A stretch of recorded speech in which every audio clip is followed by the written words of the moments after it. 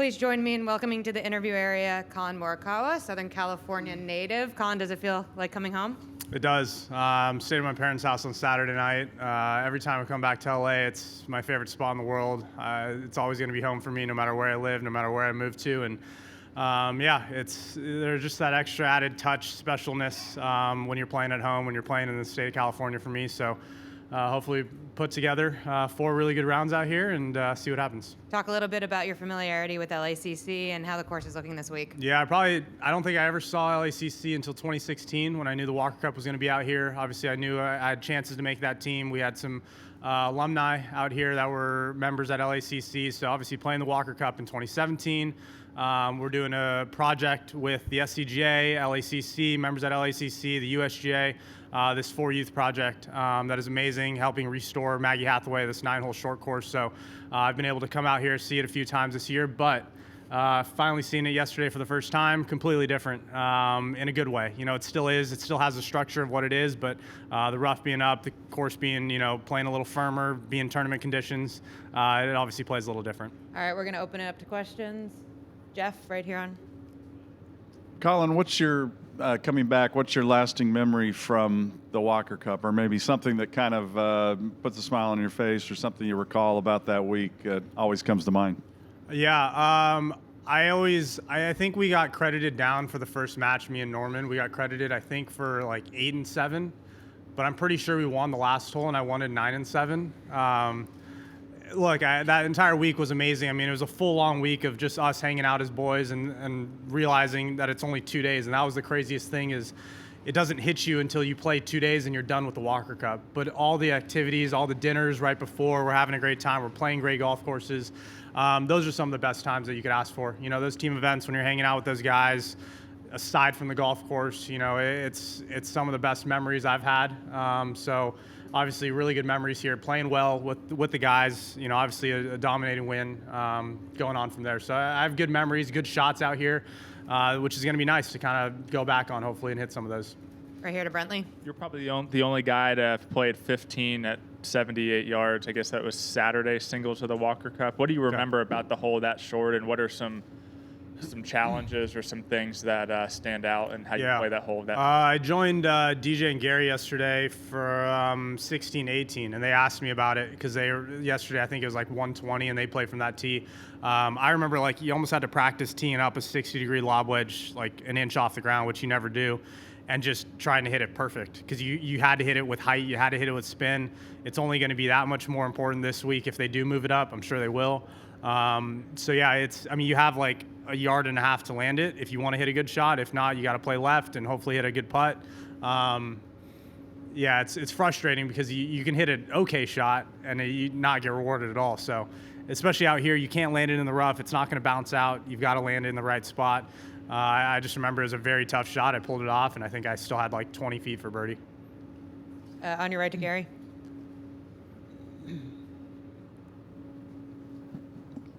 Collin, is it possible that this golf course can be a complete examination and also be as difficult as any major championship venue you've seen? Yeah. What's different is that a lot of the major championships I've been to, I've never played I've never had a lot of history. I've never played there, right? Harding Park was one of the few ones. Pebble I had played before. But a course like this, when I've seen it for the Walker Cup, when I've seen it in practice rounds coming earlier this year, there's a sense of, I almost get desensitized to it being a major championship course, not in a bad way, but I think it helps me just knowing that I can go out and just play it how I've been used to. Yes, I'm going to change some lines out here. Tee boxes are going to be moved all over the place, but it helps. Sometimes when you show up to a major championship, you're so focused in on how everyone else is playing it, right? I think Augusta is a great example where we show up there every single year. You hear what guys need to do, but then you forget how to play it your own way. And I think when you play it as an amateur golfer, when you play it for fun, you learn courses and you learn it based on how you like to see courses, right? Fitting that shot shape, doing what you do best, and playing to your strengths. And I think when you start coming to major championships and you listen to other guys and how they're playing it, sometimes you get kind of clouded in your judgment on saying, maybe this is how I should play it. So it's been great to see it as a course at a major championship. Yes, I do think the scores are going to be, there's going to be a lot of variance to the scores. There are still birdie holes out here, no doubt about that. I mean, the par fives are very gettable. but you have to keep it in the fairway. I think we've all seen it this week. Just like a lot of U.S. Opens, you throw a ball in the rough, it's kind of hit or miss, roll the dice. Are we going to get a good lie? Are we going to get a bad lie? You know, it's going to be on us to hopefully find out certain spots. Can we get lucky in the rough? Is it a little thinner than some other places? On your left, Ann. Hi, Collin. With everything going on off the course, all the distractions, all the noise, how do you stay focused with your golf game this week? I don't know. I've been pretty good about just taking myself out of everything that's going on. I mean, it is what it is. I can't control what's going to happen. None of us can, no matter what we write up or what we say. So, look, this was a major that I cared about when I was like in college, and I knew about, you know, LACC hosting a U.S. Open. I didn't know where my path was going to be. I didn't know if I was going to be on tour, if I was going to have to qualify for this. And right, 4 years. This is pretty much 4 years since I've turned pro. I didn't know where I was going to be, but this is the one that I wanted to make it, and the one I wanted to be at, just because it is home for me. So this week means so much. It always will be. It'll always be really special. But that's just the added bonus and added fuel for me to just go out there and put everything I have, and not waste my energy on anything else. We're going to take one from the WebEx. For those not here and who will be seeing LACC for the first time on TV, just a brief glimpse into what the course is like. It's a big golf course. I mean, I think yesterday I played the front nine, played a few holes on the back, and I hit a lot of 4 and 5 irons into par 4s. It's just, there's a drastic change of short holes to long holes to I think the par 3s are some of the most challenging. I mean, yes, some of them are very long. I think the USGA is going to be great about moving tee boxes around to where, you know, we're not hitting 5 woods. I mean, I hit 3 wood into hole 7 yesterday. So there's going to be that variance of what you need to do. But it's a big boy golf course. I mean, it really is. You got to hit good shots, especially with how penal the rough is. You got to hit it in the fairways.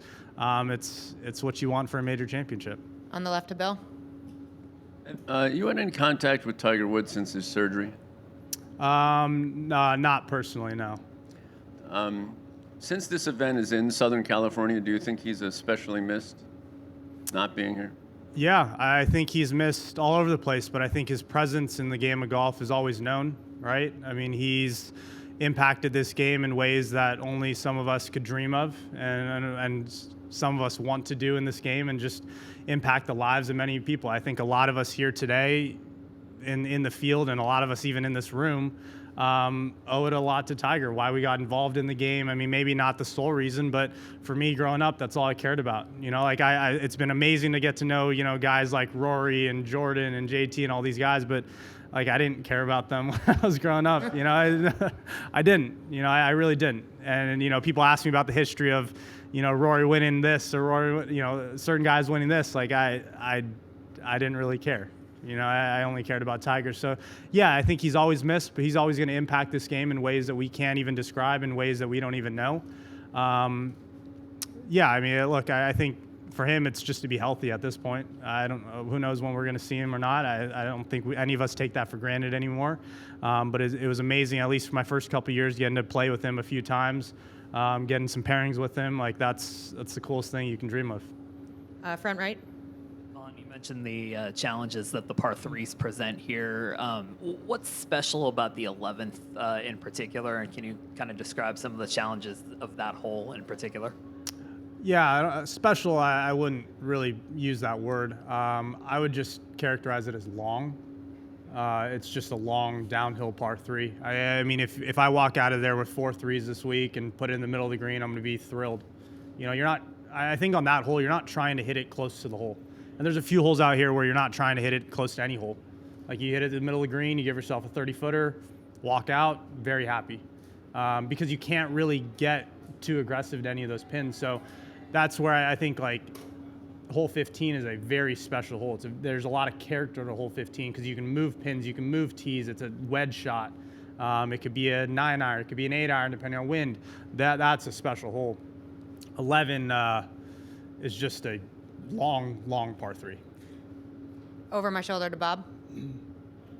Can you explain what happened at the Memorial, and when were you able to get back to playing golf, and anything lingering still? Yeah, it was weird.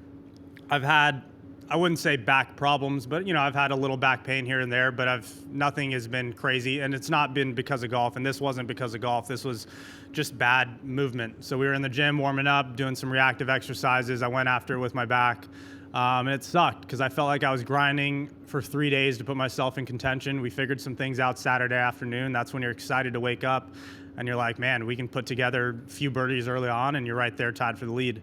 And who knows what could have happened, but it was very unfortunate. It sucked. It was a course that I loved.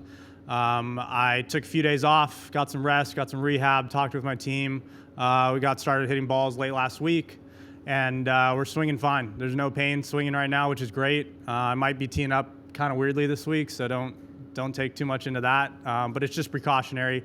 Look, I think we do so much leaning with our back, bending over, that I've just built in bad movement patterns, and that for me, like, it's being able to just make sure I bend properly from the hip, rather than putting too much stress. So it's just gonna be precautionary with how I'm moving this week. But swing wise, there's no pain, which is great. I've hit out of rough, I've hit out of bunkers, no pain, nothing lingering, nothing anywhere else in the body either. So that's good.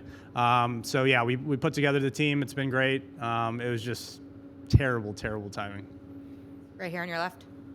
What are some of the things during the practice rounds specifically you guys are looking at? And on hole 6, it seems like guys are spending a little bit extra time there compared to some of the other holes here on the course. Yeah. Before this week, I hadn't talked to my caddy, and I thought I was going to lay up. He convinced me in like 2 minutes that we might be going for it. Look, I think there's going to be a lot of different strategies there. Some guys are going to feel comfortable going for it and taking what they got with any lie.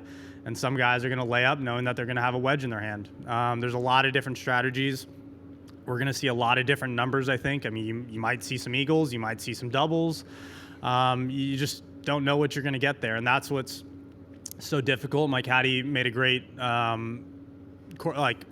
correlation to Riv at 10. It's not quite that, but we don't really know. We don't have the history here. I mean, if I go and play Riviera and I play 10 even par, I'm happy. I'm not thrilled, but I'm not mad because I didn't give any shots away. I don't really know how it's going to play out this week. I think if I do have 4 pars, I think I'm going to be okay with that. But there are guys for sure that are going to be 3-4 under par for the week, and they're going to play it different ways. I think one guy might go for it, one guy might lay up, and you're still going to have guys that are 4 under. But it's this week, I think it's taken away the big numbers. Big numbers can add up really quickly out here with back-to-back long holes, long par 3s. You just got to really take advantage and be smart when you're trying to make those birdies. Back right. Collin, I'm curious, in the times you've played here, have you heard any strange stories or heard any strange noises near the area near the 14th tee? I mean, I'll leave it at that. No, I haven't. Have you? I have not yet. Oh, okay. I have not.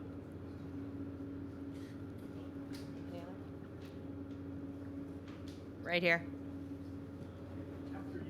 Your tweet the morning of the merger, you've had a few days to process it and talk to people. Can you share what your thoughts are at this point? Yeah. I don't know anything. So I'll talk about my 4 Youth program or project that we're doing.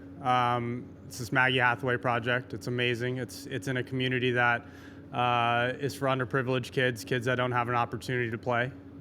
There's many great organizations coming on board with this, and it's something that means a lot to me. I think LA has a big divide. I mean, look, we get to play Riviera every year. We play LACC this year. There's a huge divide between private golf and public golf out here in Los Angeles. Not the case for everyone, but there really is. And most people are playing public municipal golf courses. And the change of this golf course is going to be great. It's going to give opportunities, I think, that I've learned from golf that are able to just teach kids just the real world. School teaches a lot of things, but the real world is you can learn a lot from golf. So that's my answer. No, I did not. It was just something that I was honored to be, an honorary chairman of this project, and something that I wanted to give back to this community. I think I was curious how, LA was going to accept the U.S. Open, right? To me, like I play in these majors and they're just normal to me at this point now, which is great. But it is a big deal for the city, and I think it is, and I think to leave an impact like that is pretty awesome. Last two, Luke and then Adam. Hey, Collin. You mentioned you were teeing the ball up slightly differently as like a precautionary thing. Are there any other precautionary changes you're making to like your practice or your wind down, your range routine, anything like that? No, same warm up, same routine, doing everything the same, just teeing it up weirdly. How exactly? I haven't seen you tee it up yet this week. What's the technical? I just change? squat. I just pretty much squat down and tee it up. Pretty much like that. Adam. A couple quick ones for you. How far away is this course from where you grew up? No traffic. On Sunday, it took us like 45 minutes. Okay. And what was it that your caddy said that convinced you maybe you're going to go driver on 6? Well, we hit 2 irons off the tee, and I hit one in the rough, and I was never going to hit the green from the rough.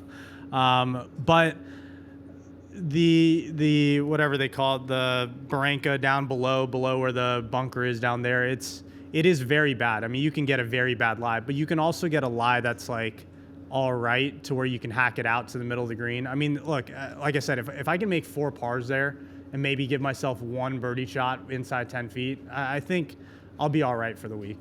I assume the greens are going to get a lot firmer throughout the week, especially if we start seeing some sun. The wedge shot, I mean, look, we're the best players in the world, and we can hit a 60-yard wedge shot, 70-yard. We can hit our numbers, but I'm just kind of trying to play like the odds where, okay, if I have a little chip shot, maybe I can just chip it out to 25 feet and get away with a 4. So, like, it's not set in stone yet. Maybe depending on certain pin locations, we move it around, but right now I'm kind of leaning towards going for it, which I definitely was not. I mean, I was probably set 90% I was going to lay up before we saw it yesterday. You said you don't really know anything about the partnership that's been discussed. What is the one thing you most want to know?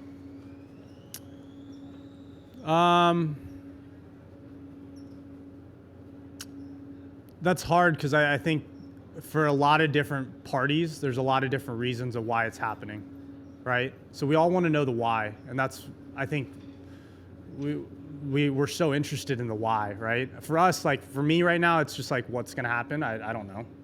But like we always want to know that why answer, like what's the purpose behind it. But I think there's so many different parties involved that there's too many answers to really put it into one underlying umbrella, right, of the why. Because I think what you've seen from the players versus what you've seen from maybe our commissioner versus the board versus Yasser versus Liv versus there's a lot of parties, right, involved. Everyone has had a kind of different answer and different, reaction to all this. So the why is, I think that's going to be very opinionated, and I don't think we'll ever really get an answer. But we don't even know what's going to happen, so. Or maybe you do. All right, Collin, thanks for your time. Good luck this week. All right, thanks, guys.